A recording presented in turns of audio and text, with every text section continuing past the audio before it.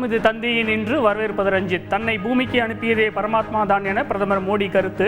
அதிகாரிகளிடம் மன்னிப்பு கோரிய பிரபல யூடியூபர் இர்ஃபான் என பரபரப்புகள் நிறைந்த நாள் இன்று. தலைப்புச் செய்திகள்.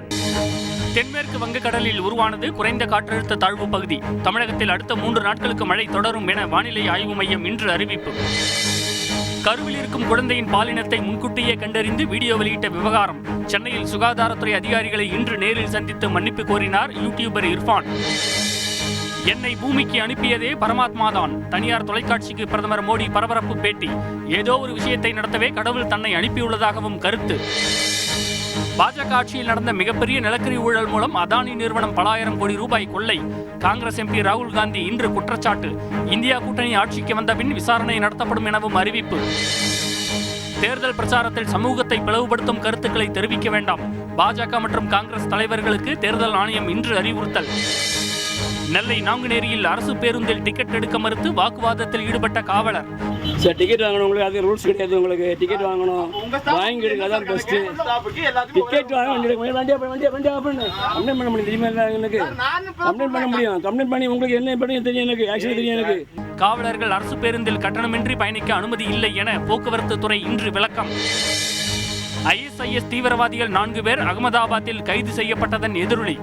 கிரிக்கெட் வீரர் விராட் கோலிக்கு தீவிரவாதிகளால் அச்சுறுத்தலா என விசாரணை. ஹெலிகாப்டர் விபத்தில் உயிரிழந்த ஈரான் அதிபர் இப்ராஹிம் ரைசியின் இறுதி ஊர்வலம். தலைநகர் டெஹ்ரானில் லட்சக்கணக்கான மக்கள் கண்ணீர் மல்க அஞ்சலி.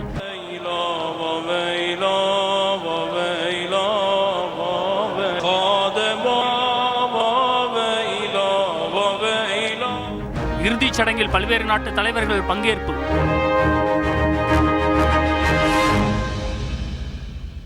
பிரபல யூடியூபர் இர்ஃபான் கருவில் இருக்கும் தனது குழந்தையின் பாலினத்தை முன்கூட்டியே அறிவித்த விவகாரம் பெரும் சர்ச்சையை ஏற்படுத்திய நிலையில் இன்று சுகாதாரத்துறை அதிகாரிகளை நேரில் சந்தித்து மன்னிப்பு கோரினார். கருக்கலைப்புக்கு எதிரான விழிப்புணர்வு வீடியோவை வெளியிடுவதாக அவர் உறுதியளித்துள்ளார். செய்தியாளர்கள் சதீஷ் முருகன், தாயுமானவன் வழங்கிய தகவல்களை பார்க்கலாம். பிரபல யூடியூபர் இர்ஃபான் கர்ப்பமாக உள்ள தனது மனைவியுடன் துபாய் சென்று தங்களுக்கு பிறக்கப் போகும் குழந்தை ஆனா பெண்ணா என்பதை ஸ்கேன் மூலம் அறிந்து அதை தனது யூடியூப் சேனலில் அண்மையில் வெளியிட்டார். இந்தியாவில் குழந்தையின் பாலினத்தை முன்கூட்டியே கண்டறிந்து அறிவிப்பது தடை செய்யப்பட்டுள்ளதால் இர்ஃபானின் இந்த செயல் சர்ச்சையை ஏற்படுத்தியது. இதுகுறித்து விளக்கம் அளிக்குமாறு இர்ஃபானுக்கு நேற்று நோட்டீஸ் அனுப்பிய சுகாதாரத்துறை விசாரணை நடத்த குழுவையும் அமைத்தது. மேலும் அவருக்கு குறிப்பாணை அனுப்பிய தமிழக அரசு இத்தகைய செயலால் பெண் குழந்தைகள் பிறப்பு விகிதம் குறையும் என கண்டனம் தெரிவித்துள்ளது. இந்த நிலையில் இந்த விவகாரம் தொடர்பாக தன்னை தொடர்பு கொண்ட சுகாதாரத்துறை அதிகாரிகளிடம் இர்ஃபான் மன்னிப்பு கோரியதாக தெரிகிறது. மேலும் மன்னிப்பு கோரி அவர் வீடியோ வெளியிட உள்ளதாகவும் தகவல் வெளியாகியுள்ளது. சதீஷ் முருகன். யூடியூபர் இர்ஃபான் மன்னிப்பு கேட்டிருக்கும் நிலையில் சுகாதாரத்துறையின் அடுத்த கட்ட நடவடிக்கை என்ன?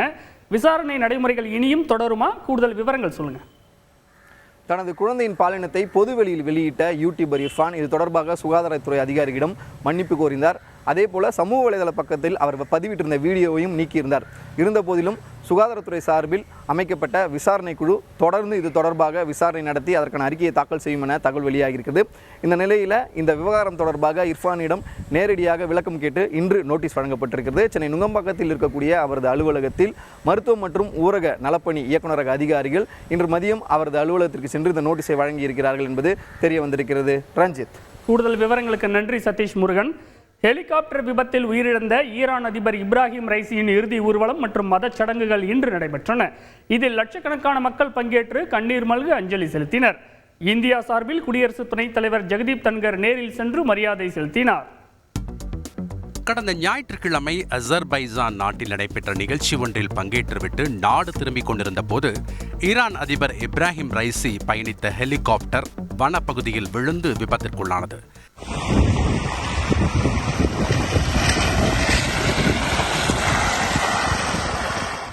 இதில் ஈரான் அதிபர் இப்ராஹிம் ரைசி, வெளியுறவுத்துறை அமைச்சர் அப்துல்லா லஹியா உள்ளிட்டோர் உயிரிழந்தது சர்வதேச அளவில் பெரும் அதிர்வலைகளை ஏற்படுத்தியது. இதனைத் தொடர்ந்து ஈரானில் 5 நாட்கள் துக்கம் அனுசரிக்கப்பட்டு வரும் நிலையில் மறைந்த அதிபர் இப்ராஹிம் ரைசி உள்ளிட்ட தலைவர்களின் இறுதி ஊர்வலம் இன்று நடைபெற்றது. தலைநகர் தெஹ்ரானில் நடைபெற்ற பிரம்மாண்ட இறுதி ஊர்வலத்தில் லட்சக்கணக்கான மக்கள் சாலைகளில் திரண்டு கண்ணீர் மல்க அஞ்சலி செலுத்தினர்.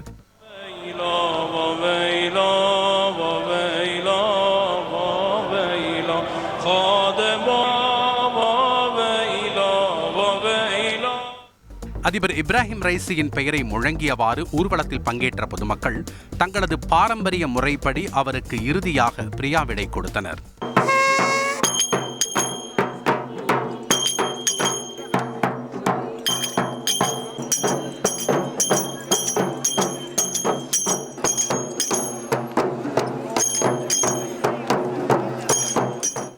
இறுதி ஊர்வலத்தில் ஏராளமானோர் இப்ராஹிம் ரைசியின் அகால மரணத்தை தாங்கிக் கொள்ள முடியாமல் கதறி அழுது தங்கள் சோகத்தை வெளிப்படுத்தினர்.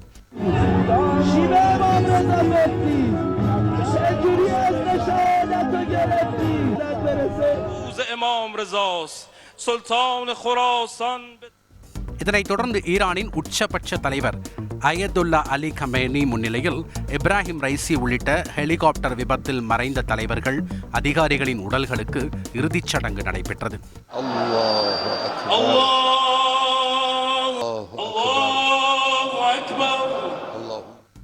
இறுதிச் சடங்குகள் இன்று நிறைவடைந்ததைத் தொடர்ந்து இப்ராஹிம் ரைசியின் உடல் அவரது சொந்த ஊரான மாசத்தில் நாளை அடக்கம் செய்யப்படுகிறது.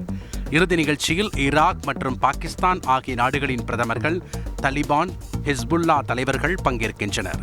இந்தியா சார்பில் குடியரசு துணைத் தலைவர் ஜெக்தீப் தன்கர் பங்கேற்று அஞ்சலி செலுத்தினார்.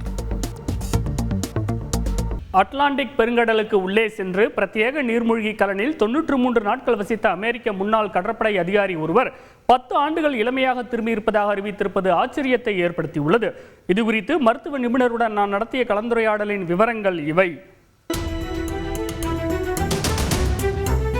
கடந்த ஆண்டு ஜூன் மாதம் அட்லாண்டிக் பெருங்கடலில் மூழ்கி கிடக்கும் டைட்டானிக் கப்பலின் சிதைவுகளை சுற்றி பார்க்க சென்ற நீர்மூழ்கி கலன் கடலின் அழுத்தம் தாங்காமல் வெடித்து சிதறியதில் அதில் இருந்த 5 பேரும் உயிரிழந்தனர். அவர்களின் உடல் பாகங்கள் கூட கிடைக்காத சூழலில் ஆழ்கடல் எவ்வளவு ஆபத்தானது என்பதை இந்த நிகழ்வின் மூலம் உலகம் அப்போது அறிந்து கொண்டது. இந்த நிலையில் அமெரிக்காவைச் சேர்ந்த முன்னாள் கடற்படை அதிகாரி ஒருவர் அட்லாண்டிக் கடலுக்குள் சென்று வசித்ததன் மூலம் தனது இளமையை மீட்டிருப்பதாக கூறுவது சர்வதேச நிபுணர்களையே ஆச்சரியத்தில் ஆழ்த்தியுள்ளது.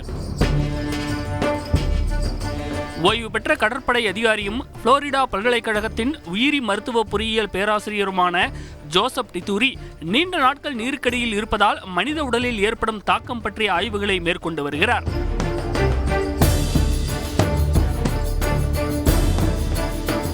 இதற்காக புளோரிடாவின் கீ லார்கோவில் உள்ள அட்லாண்டிக் கடற்பகுதியில் சுமார் 30 அடி ஆழத்தில் 100 சதுர அடி அளவிலான பங்கர் போன்ற கேப்சூலுக்குள் 93 நாட்கள் தங்கியிருந்தார். இதன் மூலம் அதிக நாட்கள் நீருக்கடியில் வாழ்ந்தவர் என்ற சாதனையை படைத்த ஜோசப் டித்தூரி மருத்துவ பரிசோதனைக்கு உட்படுத்தப்பட்டார்.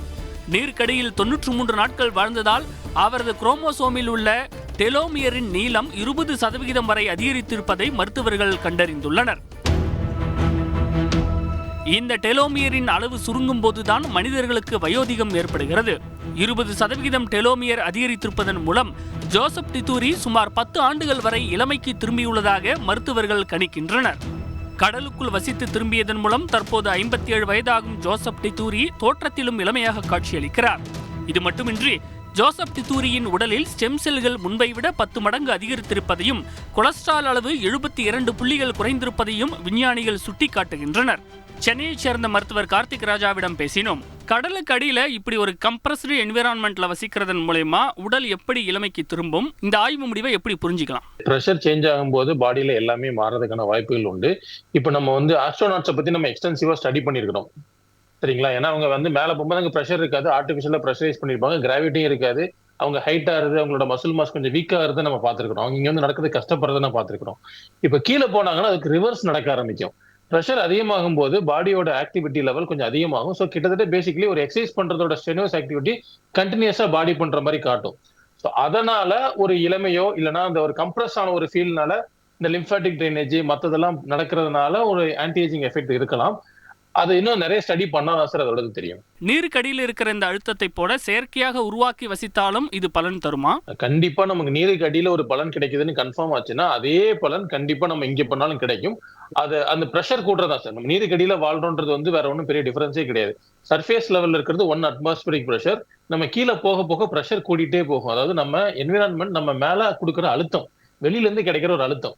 ஸோ அழுத்தம் நம்ம இப்ப ஜிம்ல போய் என்ன பண்றோம், வெயிட் ட்ரைனிங் பண்றோம்னா வெயிட்டை தூக்குறோம்னா ஒரு எக்ஸ்ட்ரா லோடு கொடுக்குறோம், அந்த லோடுக்கு பாடி ரியாக்ட் பண்ணுது.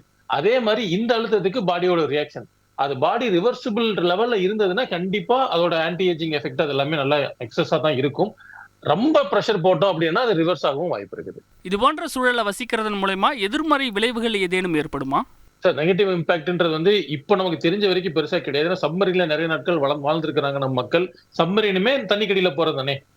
ஸோ அந்த சப்மரீன்ல இருக்கிற என்ன எஃபெக்டோ அதே தான் இவங்களும் பேசிக்கலா பார்த்துருப்பாங்க. நம்ம வெளில வந்து போறது, அந்த டீகம்ப்ரெஷன் வெளில வர்றது, திரும்ப மறுபடியும் உள்ள போறது, அதோட ப்ராப்ளம் இருக்குது. நீங்க ஸ்கூபா டைவர்ஸ்ட கேட்டீங்கன்னா சொல்லுவாங்க, தண்ணிக்கடியில போயிட்டு வேகமா வெளில வரக்கூடாது, நைட்ரஜன் டாக்ஸிசிட்டி வரும்னு சொல்லுவாங்க.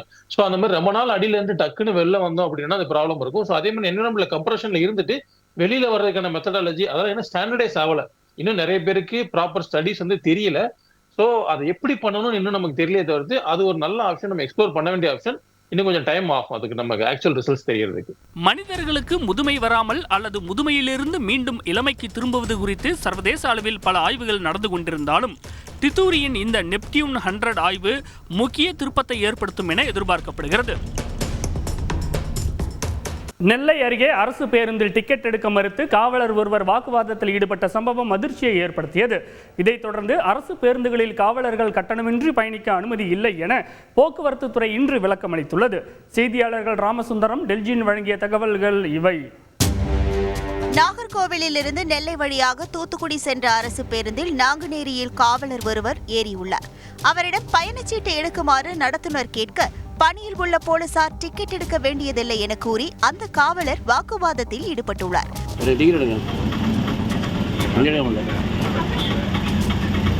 சார், டிக்கெட் வாங்கணும், உங்களுக்கு அது ரூல்ஸ் கிடையாது. உங்களுக்கு டிக்கெட் வாங்கணும், வாங்கிடுங்க, அதான் பெஸ்ட். டிக்கெட் வாங்க கம்ப்ளைண்ட் பண்ண முடியும். தெரியுமா எனக்கு கம்ப்ளைண்ட் பண்ண முடியும். கம்ப்ளைண்ட் பண்ணி உங்களுக்கு என்ன பண்ணி தெரியும், எனக்கு ஆக்சுவலி தெரியும். எனக்கு தேவையான பிரச்சனை பண்ணாங்க. நீங்க அரசு பேருந்தில் போலீசார் பயணிக்க வாரண்ட் வேண்டும் என நடத்துனர் கூறியும் பயணச்சீட்டு வாங்க மறுத்த அந்த காவலர் போக்குவரத்து கழகத்தில் பணியாற்றுபவர்கள் மட்டும் கட்டணமின்றி பயணிப்பதாகவும் எல்லோருக்கும் ஒரே விதிமுறைதான் எனவும் தொடர்ந்து வாதம் செய்ததால் பரபரப்பு ஏற்பட்டது.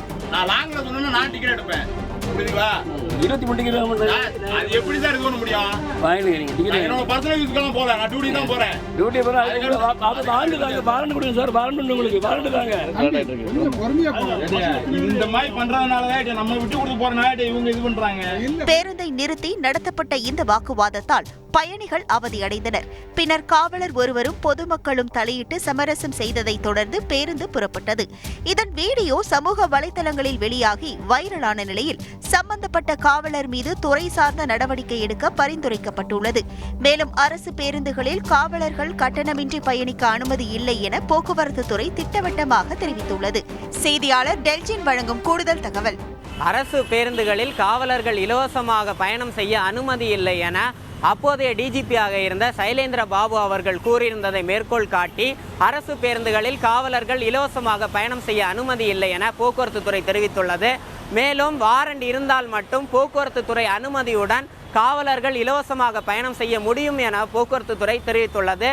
சர்ச்சையை கிளப்பிய காவலர் மீது ஒழுங்கு நடவடிக்கை எடுக்கவும் போக்குவரத்து துறை வற்புறுத்தியுள்ளது. ரஞ்சித். சென்னை திருவொற்றியூர் பெருமாள் கோவிலில் இன்று நடந்த கருட சேவையின் போது திடீரென பல்லக்கு சரிந்ததால் பரபரப்பு ஏற்பட்டது. இந்த சம்பவம் குறித்து பக்தர்களின் கருத்துக்களை கேட்டறிந்தோம். செய்தியாளர்கள் சசிதரன், நிர்மல் வழங்கிய தகவல்களை பார்க்கலாம். சென்னை திருவொற்றியூர் காலடிப்பேட்டையில் கல்யாண வரதராஜா பெருமாள் திருக்கோயில் அமைந்துள்ளது. இந்த கோவிலில் 17 ஆண்டுகள் கழித்து இன்று கருட சேவை உற்சவம் நடைபெற்றதால் கோபுர தரிசனத்தை காண ஏராளமானோர் பக்தி பரவசத்துடன் திரண்டனர். இந்த நிலையில் கருட வாகனத்தை பக்தர்கள் தூக்கும் போது திடீரென தண்டு உடைந்து சாமி சாய்ந்து கீழே சரிந்ததால் பரபரப்பு ஏற்பட்டது. இதனை கண்ட பக்தர்கள் அதிர்ச்சியில் உறைந்தனர்.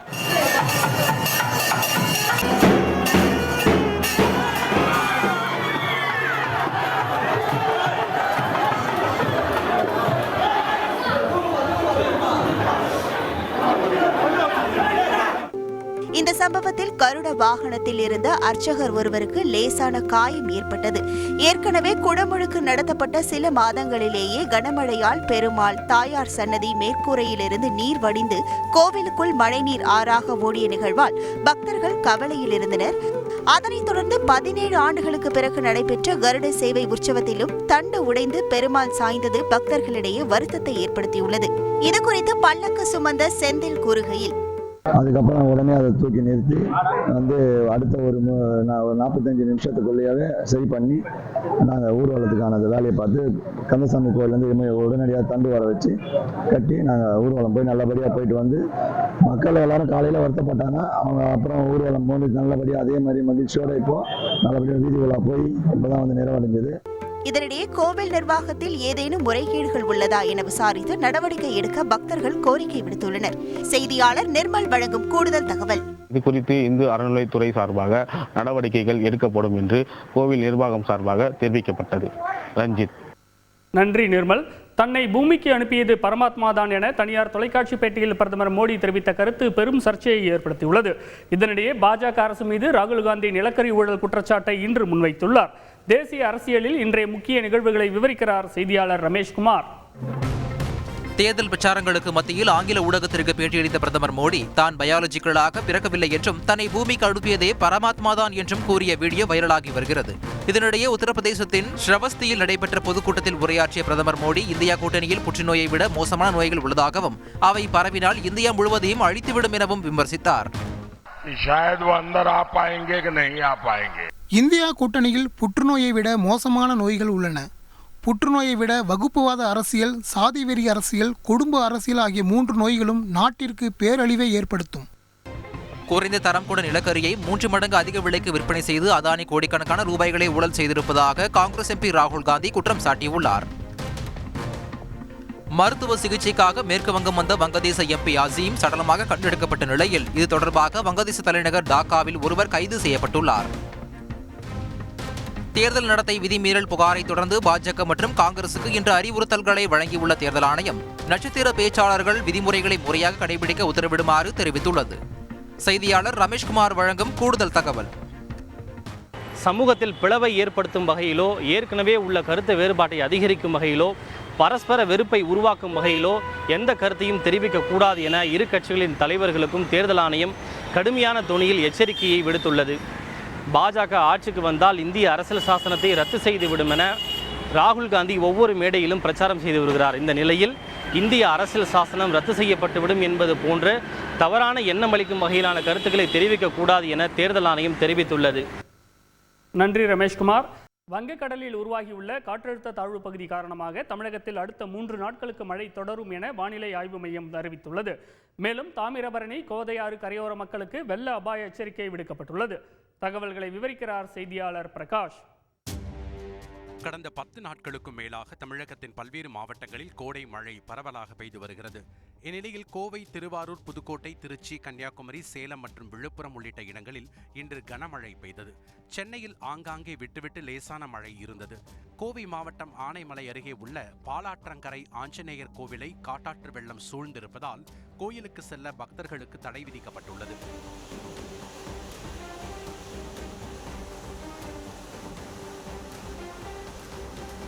கோவை குற்றாலம் அருவியில் மழையினால் நீர்வரத்து அதிகரித்துள்ளதால் சுற்றுலா பயணிகள் அங்கு குவிந்தனர்.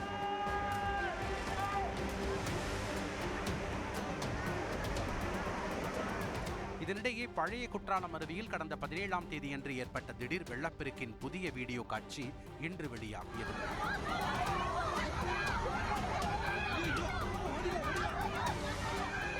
அதே நேரம் கன்னியாகுமரி மாவட்டத்தில் விடிய விடிய கனமழை பெய்ததால் கோதையாறு, தாமிரபரணி ஆற்றின் கரையோரம் வசிப்பவர்களுக்கு வெள்ள அபாய எச்சரிக்கை விடுக்கப்பட்டுள்ளது. சென்னை புறநகர் பகுதியான தாம்பரம், குரோம்பேட்டை, பல்லாவரம் பகுதியில் கனமழை காரணமாக சாலைகளில் மழைநீர் தேங்கியதால் கடும் போக்குவரத்து நெரிசல் ஏற்பட்டது. மறுபுறம் பருவமழையை எதிர்கொள்ளும் விதமாக சென்னையில் உள்ள 33 கால்வாய்கள், மழைநீர் வடிகால்களை தூர்வாரும் பணிக்கு 15 மண்டலங்களுக்கும் தலா 50 லட்சம் ரூபாயை சென்னை மாநகராட்சி ஒதுக்கியுள்ளது. அதேபோல் தஞ்சை, திருவாரூர், நாகை மற்றும் மயிலாடுதுறை மாவட்டங்களில் கோடை மழையால் ஏற்பட்ட பயிர் பாதிப்புகள் குறித்து கணக்கெடுப்பு நடத்தும் பணியை வேளாண்மை துறை தொடங்கியுள்ளது. இதனிடையே தமிழகத்தில் அடுத்த 3 நாட்களுக்கு மழை தொடரும் என வானிலை ஆய்வு மையம் தெரிவித்துள்ளது. செய்தியாளர் பிரகாஷ் வழங்கும் கூடுதல் தகவல். தெற்கு கேரளா பகுதியை ஒட்டி இருக்கக்கூடிய பகுதிகளில் நிலவும் வளிமண்டல மேலடுக்கு சுழற்சி காரணமாக இன்று முதல் வருகின்ற 28ஆம் தேதி வரைக்கும் தமிழகத்தில் பரவலாக மழை பெய்யும் எனவும் இன்றும் நாளையும் மிக கனமழை பெய்வதற்கான வாய்ப்புகள் இருப்பதாக வானிலை ஆய்வு மையம் எச்சரித்திருக்கிறது. சென்னையை பொறுத்த வரைக்கும் அடுத்த 48 மணி நேரத்துக்கு வானம் மேகமூட்டத்துடன் காணப்படும் எனவும் நகரின் ஒரு சில பகுதிகளில் மழை பெய்வதற்கான வாய்ப்புகள் இருப்பதாக வானிலை ஆய்வு மையம் தெரிவித்திருக்கிறது. ரஞ்சித், விராட் கோலிக்கு பயங்கரவாதிகளால் அச்சுறுத்தல் உள்ளதாக கூறப்படும் நிலையில் அவருக்கு பாதுகாப்பு அதிகரிக்கப்பட்டுள்ளது. இதனிடையே ஐபிஎல் தொடரில் இன்று நடைபெற்று வரும் எலிமினேட்டர் ஆட்டத்தில் ராஜஸ்தான் வெற்றி பெற 173 ரன்களை பெங்களூரு அணி இலக்காக நிர்ணயித்துள்ளது. குஜராத்தில் தீவிரவாத தொடர்புடைய 4 பேர் கைது செய்யப்பட்ட நிலையில் பாதுகாப்பு அச்சுறுத்தல் காரணமாக பெங்களூரு அணியின் பயிற்சி ஆட்டம் மற்றும் பத்திரிகையாளர் சந்திப்பை ரத்து செய்தது. விராட் கோலிக்கு பாதுகாப்பு அச்சுறுத்தல் உள்ளதாக கருதப்படும் சூழலில் வீரர்கள் தங்கியிருக்கும் ஹோட்டல் மற்றும் எலிமினேட்டர் சுற்றுப் போட்டி நடைபெறும் நரேந்திர மோடி மைதானத்திற்கு பாதுகாப்பு பலப்படுத்தப்பட்டுள்ளது. T20 உலகக்கோப்பை அமெரிக்காவில் நடைபெறும் நிலையில் நேபாள அணி வீரர் சந்தீப் லமிச்சேனுக்கு விசா வழங்க அமெரிக்க தூதரகம் மறுப்பு தெரிவித்துள்ளது. இதனால் அமெரிக்காவில் நடைபெறவுள்ள T20 உலகக்கோப்பையில் அவர் பங்கேற்க முடியாத சூழல் உருவாகியுள்ளது. வங்கதேசத்திற்கு எதிரான T20 தொடரின் முதல் ஆட்டத்தில் 5 விக்கெட் வித்தியாசத்தில் அமெரிக்க அணி வெற்றி பெற்று அசத்தியது. ஜப்பானில் நடைபெற்று வரும் உலக பாரா தடகள போட்டியில் குண்டு எறிதல் பிரிவில் இந்திய வீரர் சச்சின் கிலாரி இன்று தங்கம் வென்று அசத்தியுள்ளார். இன்றைய நாளின் முக்கிய நிகழ்வுகளை இதுவரை பார்த்தோம். பார்த்த உங்களுக்கு நன்றி. இது தந்தியில் நின்று நான் ரஞ்சித். இனிய இரவு வணக்கம்.